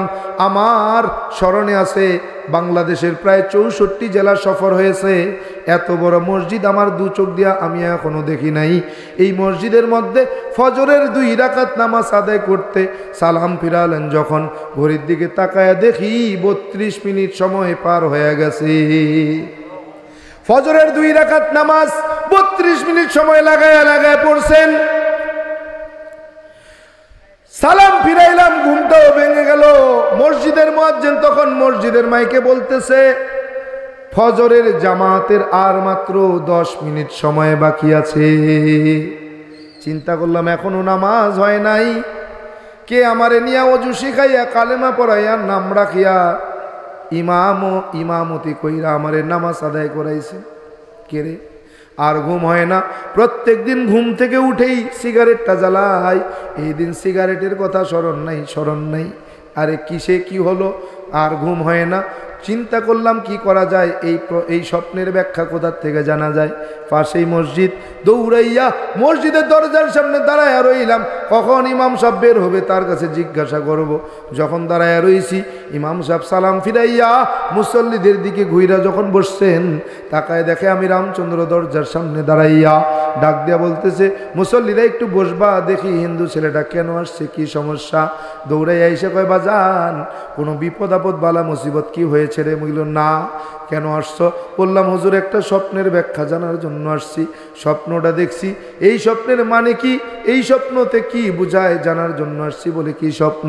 সব বর্ণনা যখন বললাম, শোনার পরে ডাক দেয়া কয়, বাবা এই স্বপ্ন তোমার দেখা মানায় না, তুমি মিথ্যা বলতেছো, আমাকে ব্ল্যাকমেল করার চেষ্টা করতেছো। বললাম না। বলে এটা হতেই পারে না, এই স্বপ্ন তুমি দেখতে পারো না। বললাম হুজুর কেন? বলে এই স্বপ্নটা তোমার জন্য না। বললাম হুজুর আমি দেখছি। বলে না, বিশ্বাস হয় না। আমি বললাম কিভাবে? বললে কি করলে বিশ্বাস করবেন? হুজুর ডাক দিয়ে কয়, বাজান স্বপ্নের মধ্যে যে অজু বানাইছো, অজুর কথা কি স্মরণ আছে দেখাইতে পারবে? বললাম হ্যাঁ। বলে চলো অজুখানায়। অজুখানায় নিয়া বলে তুমি আমাকে একটু অজু করে দেখাইয়া দাও। অজু করে যখন দেখাইয়া দিলাম, হুজুর আমার টান দিয়া বুকের সঙ্গে জড়াইয়া চোখের পানি চাইরা কান্না করতেছে আর বলতেছে, বাজান তোমার ভাগ্য বড় ভালো, তোমার কপাল বড় ভালো, তোমার মতো ভালো কপাল আর কয়জনের হতে পারে। টানতে টানতে মসজিদের দরজার সামনে নিয়া মুসল্লিদের ডাক দেয়া কয়, মুসল্লিরা রে, জান্নাতি মানুষ দেখবি নাকি? আয় আয় আয় আয় আয়। মুসল্লিগুলো দৌড়াই আসে, দেখে আমি রামচন্দ্র। বলে হুজুর মস্করা করেন, কোথায় জান্নাতি মানুষ দেখি? রামচন্দ্র। বলে তোমরা জানো না, স্বপ্নের মধ্যে কালেমা পড়ছে, স্বপ্নের মধ্যে নাম রাখছে, স্বপ্নে ওযু শিখছে, স্বপ্নে জীবনের প্রথম নামাজ ফজরের নামাজ আদায় করছে, জুমার দিনের ফজরের নামাজ জামাতে আদায় করেছেন। এই মুসল্লিরা শোনো, সব ঘটনা যখন ইমাম সাহেব বললেন, মুসল্লিগুলো কেউ কোলাকুলি করে, কেউ মুসাফা করে, কেউ কপালে চুমু দেয়, কেউ গালের মধ্যে চুমু দেয়। আহা, সবাই আমাকে ধইরা মসজিদের মধ্যে নিয়া বসাইয়া ডাক দেয়া বলতেছেন, হুজুর কি ব্যাপার? ইমাম সাহেব ডাক দেয়া কয়, বাজান তোমার কথা সত্য বুঝলাম। ও বাজান, যেই ব্যক্তি সর্বশেষ তোমারে কালেমা পড়াইলো, নাম রাখলো, ওযু শিখাইলো, ইমাম হইয়া নামাজ আদায় করলো, ও বাজান তার সিরাত সুরত সম্পর্কে তুমি কি কিছু বলতে পারবা? বলো। বললাম হা হা। বলে কেমন ছিলেন সিরাত সুরত? বললাম হুজুর, যেই ব্যক্তিটা সর্বশেষ আমাকে কালেমা পড়াইছেন, নামাজ পড়াইছেন, নাম রাখছেন, ওযু শিখাইছেন, ওই ব্যক্তিটা খুব বেশি লম্বাও নয়, খাটো নয়, মাঝারি সাইজের একজন মানুষ। বলে বাজান সিরাত ছিল কেমন? বললাম হুজুর মাথায় ছিল টুপি পরা, মুখে কালো মিচমিচে লম্বা কোকড়ানো কোকড়ানো দাড়ি, পরনে ছিল সাদা ধবধবে একটা লম্বা জামা। বলে বাজান চেহারা কি তুমি দেখছো? বললাম কেন না। বলে কেমন ছিলেন তার চেহারা মোবারক, তুমি কি বলতে পারো? বললাম হুজুর দাদি নানিদের মুখে শুনেছিলাম চাঁদেরও কলঙ্ক আছে, কিন্তু অন্ধকার রাত্রে যেই ব্যক্তিটা আমার ঘরের মধ্যে ঢুকছে, আমারে ডাইকে নিয়ে ওযু শিখাইয়া, নাম রাইখা কালেমা পড়াইয়া নামাজ পড়াইছেন, ওই ব্যক্তির চেহারার দিকে তাকায় দেখছি চাঁদের কলঙ্ক থাকতে পারে, ওই মানুষটার চেহারায় কোনো কলঙ্কের দাগ নাই। হুজুর জড়ায় ধইরা কাঁদতেছে আর বলতেছে, বাজান তোমার কপাল বড় ভালো, তোমার ভাগ্য বড় ভালো, তোমার মতো ভাগ্য কার আছে, কার আছে? বললাম হুজুর কি হয়েছে? বলে বাজান রে, তোমার বর্ণনা যদি সত্য হয় তাইলে শুনে নাও, সর্বশেষ যেই ব্যক্তিটা তোমার নিয়ে ওযু শিখাইয়া, কালেমা পড়াইয়া, নাম রাখিয়া, ফজরের নামাজের ইমামতি কইরা তোমার নামাজ আদায় করাইছে, ওই ব্যক্তি আর কেউ নয়, কেউ নয়, ওই ব্যক্তি হলো আখেরি নবী, শেষ নবী মুহাম্মদ আরবি মুহাম্মদুর রাসূলুল্লাহ সাল্লাল্লাহু আলাইহি ওয়া আলিহি ওয়া সাল্লাম ছাড়া কেউ নয়। হুজুরে বলতেছি, হুজুর কেন আসলেন? বলে বাবা বুঝো না, স্বর্গে যাইতে চাও, স্বর্গে যদি যাইতে চাও এই পথে চলা লাগবে, এই পথ ছাড়া স্বর্গ পাওয়া যাবে না। ওরে বান্দা, ডক্টর বেদপ্রকাশ উপাধ্যায় কল্কি অবতার নামক গ্রন্থে কিতাবের মধ্যে 33 নম্বর পৃষ্ঠার মধ্যে উত্তরায়ণ বেদের একখানা শ্লোকের ব্যাখ্যা করছেন। এই ব্যাখ্যার মধ্যে বলতেছেন, এই ব্যাখ্যার মধ্যে জানায় দিতেছেন, ও দুনিয়ার হিন্দু মানুষ শোনো, তুমি যদি সত্যিকারের হিন্দু হতে চাও তাইলে দুইটা কথা তুমি মনে প্রাণে মেনে নাও। 1 নম্বর, লা ইলাহা হর্তি পাপম ইল ইলাহা পরমপাদম জন্ম বৈকুণ্ঠ পৈনুতিত জপি নাম মুহাম্মদ। বলে 1 নম্বর লা ইলাহা হর্তি পাপম ইল ইলাহা পরমপাদম। 1 নম্বরে যদি তুমি পাপ থেকে মুক্তি পেতে চাও, পাপগুলোকে পুণ্যের দ্বারা পরিবর্তন করাইতে চাও, 12 মাসে 13 জন খোদা, 33 কোটি দেবদেবী ছাড়, তুলসীর গাছের তলায় 64 কোটি ভগবান ছাড়, লা ইলাহা ইল ইলাহা নামক কালেমা পড়ে মুসলমান ধর্ম গ্রহণ করো। 2 নম্বর জন্ম বৈকুণ্ঠ পরিণতিত জপি নাম মুহাম্মদ। আর মৃত্যুর পরে ওই বৈকুণ্ঠ নামক স্বর্গে যদি যেতে চাও, এমনি যাওয়া যাবে না, অপরিণতিত জপি নাম মুহাম্মদ। মুহাম্মদের জীবন আদর্শ তোমার জীবন আদর্শ বানাও। আল্লাহর বান্দা মসজিদের ইমাম সাহেব হুজুর ডাক দিয়া জড়ায় ধইরা চোখের পানি চাইরা বলে, বাজান একটা কথা কি তুমি আমাকে দিবে? বললাম, হুজুর কি কথা বলেন? বলে, বাজান কাল হাসরের মাঠ যখন কায়েম হবে, আল্লাহ তাআলা যদি তোমারে জান্নাত দিয়া দেয়, ওই সময় তুমি কি তোমার সঙ্গে আমার একটু জান্নাতে নিবে? বললাম, হুজুর আমাকে জান্নাত দিবের গ্যারান্টি কি? হুজুর বলে, বাবা জানো না, আমার নবী জানাইয়া দেয়, যেই ব্যক্তিটা স্বপ্নে হোক আর বাস্তবে হোক আমার রসুলের চেহারা মোবারক দেখবে, তার জন্য জান্নাতের সুপারিশ করা আমার রসুলের ওয়াজিব হয়ে যাবে। বললাম, হুজুর এখন আমার করণীয় কি? বলে, করণীয় সব হয়ে গেছে, আনুষ্ঠানিকতা বাকি আছে। বললাম, হুজুর আনুষ্ঠানিকতা মানে বুঝলাম না। বলে, বাজার সবার সামনে তোমাকে এখন মুসলমান হিসেবে পরিচয় করিয়ে দেওয়া, এটা ছাড়া আর কোনো কাজ নাই। তুমি স্বপ্নের মধ্যেই কালেমা পড়ে ফেলছো, তুমি মুসলমান। বললাম, হুজুর কি করতে হবে? বলে, বাজান যদি তুমি কিছু মনে না করো, তাইলে আজকে চরমোনাইয়ের ঐতিহাসিক অগ্রহায়ণের মাহফিল জুমার বয়ানের মাধ্যমে আল্লাহর কুতুব শুরু করবেন। তুমি যদি কিছু মনে না করো, চরমোনাই চলো, আমি যাব, আমার সঙ্গে চলো।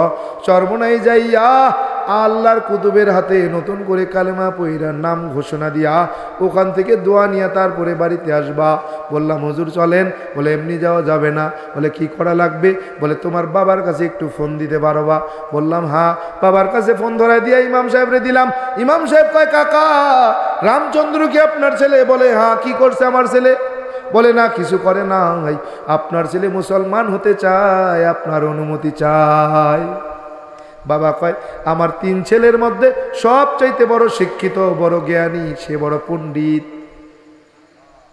সে যদি মনে করে ইসলাম ধর্মই সত্য ধর্ম, ও ইসলাম গ্রহণ করবে, আমি বাবার পক্ষ থেকে কোনো বাধা নাই। ভাইদের কাছে ফোন দিলেন, ভাইদের কাছে বলতেছেন, আপনার ভাই রামচন্দ্র মুসলমান হতে চায়, আপনাদের অনুমতি চাচ্ছে। বলে, হা হা। 3 ভাইয়ের মধ্যে আমার ছোট ভাইটা আমাদের সবার চাইতে শিক্ষিত, বড় পণ্ডিত, ভালো জ্ঞানী। ও যদি মনে করে ইসলাম ধর্মই সত্য ধর্ম, ইসলাম গ্রহণ করবে, ভাইদের পক্ষ থেকে কোনো বাধা নাই, নিষেধ নাই। ইমাম সাহেব আমারে নিয়ে চরমোনাইয়ের ময়দানে চলে গেলেন।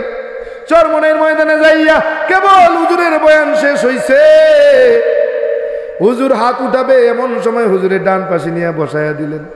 বলে, বাজান হুজুরের সামনে ডাক দেয়া কয়, হুজুর এমন এক আল্লাহর গোলাম রে বান্দারে নিয়ে আসছি, হুজুর স্বপ্নের মধ্যে কালেমা পড়ছে, স্বপ্নের মধ্যেই নাম রাখছে। হুজুর স্বপ্নের বর্ণনা যদি সত্যি হয়, আমাদের নবীজি তাকে নিজেই কালেমা পড়াইছেন। আপনি একটু কালেমা পড়াইয়া দেন, নামটা একটু শুনাইয়া দেন। বলে, বাজান রে, যেই ব্যক্তিরে আমার নবী কালেমা পড়ায়, সেই ব্যক্তিরে কালেমা পড়ানোর ক্ষমতা আমি ফজলুল করিমের কি আছে?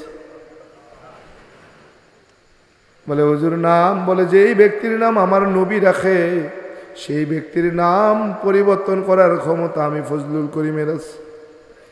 মাথাটা আগায় দিয়া বললাম, হুজুর একটু দোয়া নেওয়ার জন্য আসছি, দোয়া কর। মাথার মধ্যে একটা থাবা দিয়ে কয়, বেটা দোয়া চাওয়ার জিনিস না, যা যা দোয়ার কাজ কর।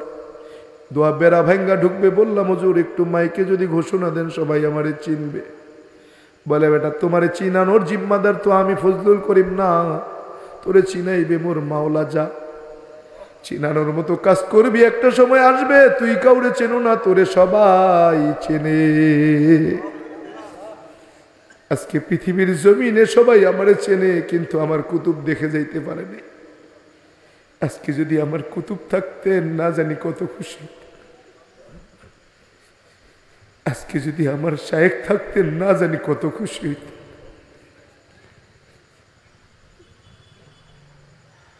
আল্লাহর কুতুবের দোয়ার বরকত, আজকের এই সম্মান।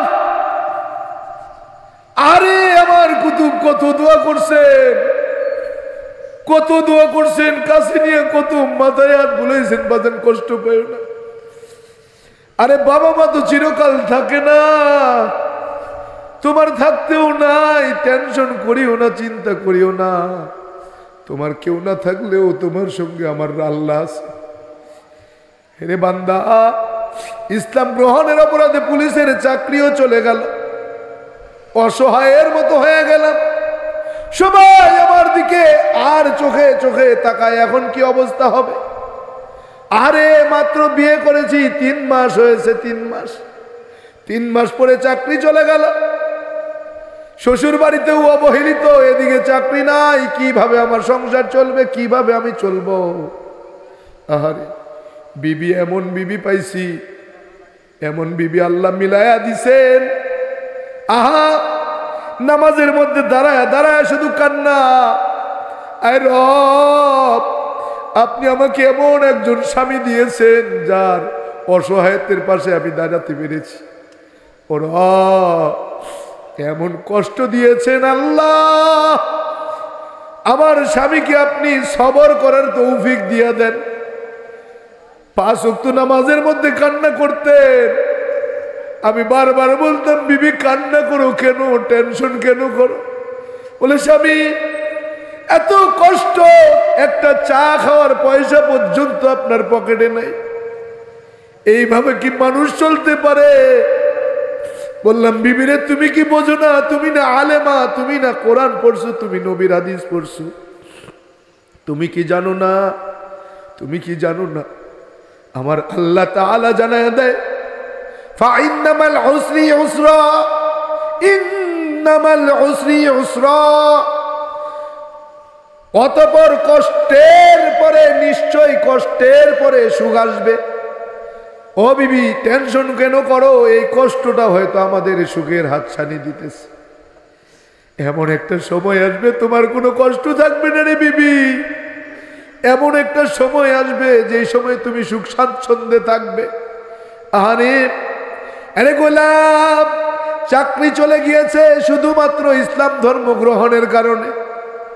এমন একটা দেশে বসবাস করি যেই দেশে স্বাধীনতা বলে কিছু নাই, যেই দেশ স্বাধীন হয়েছে, বাংলার মানুষকে স্বাধীন করেছে, সেই দেশে স্বাধীনতা নাই। এই দেশে, যেই দেশে শতকরা 92 জন মতো মুসলমান বসবাস করে, এই দেশে একজন অমুসলিম কালেমা পড়লে তার চাকরি চলে যায়, এটার নাম স্বাধীনতা বলে। হ্যাঁ,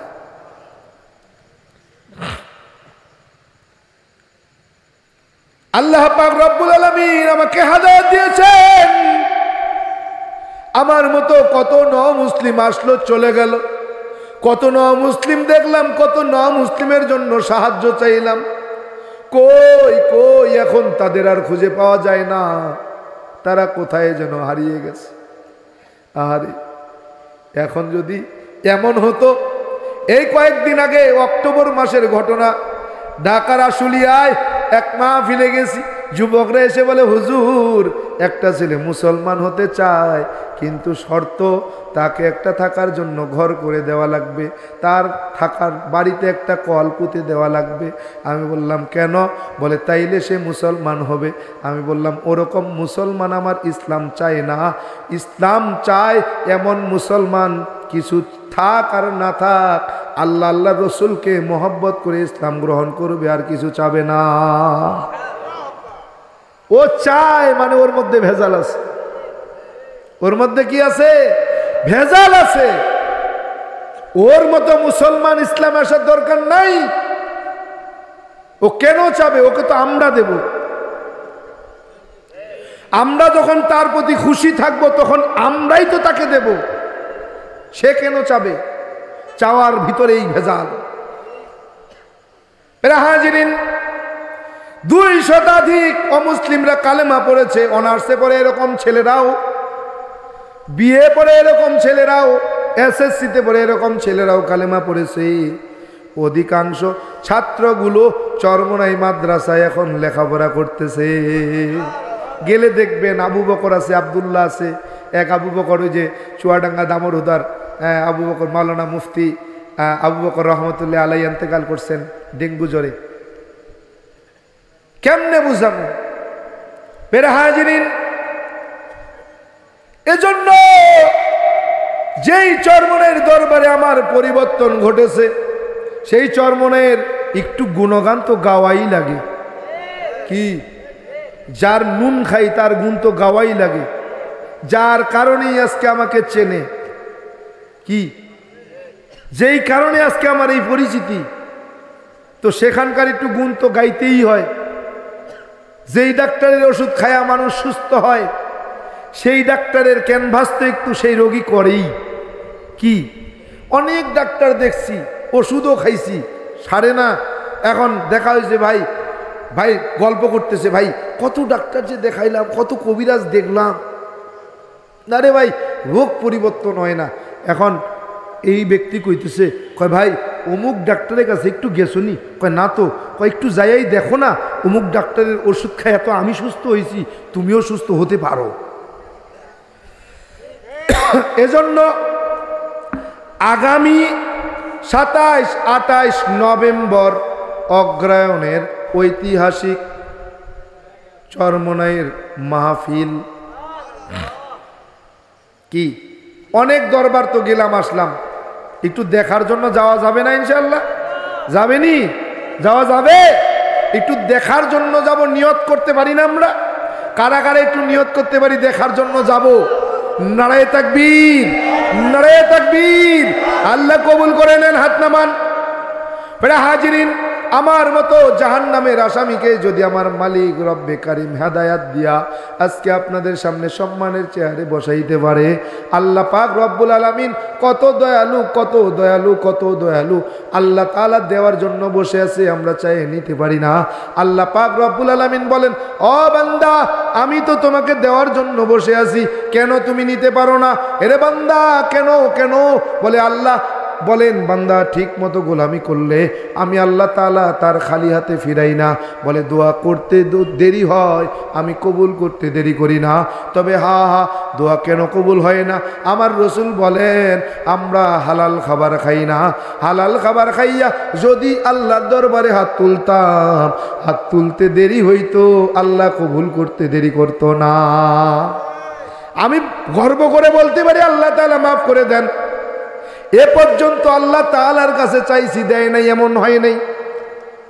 যখন যা প্রয়োজন আল্লাহর কাছে চেয়েছি, আল্লাহ আমাকে তাই দিয়ে দিয়েছেন। 2টা জিনিস পাই নাই, 1 নম্বরে মায়ের হাদায়াত, 2 নম্বরে আল্লাহর ঘর তওয়াফ। এই 2টা জিনিসের চাওয়া পূর্ণ আছে, আর বাকি যখন যা চেয়েছি তখন আমার আল্লাহ তাআলা সব দিয়ে দিয়েছে। আপনি আমাকে বলবেন হুজুর 5000 টাকা দিবেন, আমি বলবো 5 পয়সাও দেওয়ার পরিবেশ নাই, আমার কোনো ব্যাংকে অ্যাকাউন্ট নাই, আমার কোনো ব্যাংক ব্যালেন্স নাই, আমার কোনো জমানো সম্পদ নাই। যা আছে সব পথে, সব মাদ্রাসায় আর মসজিদে।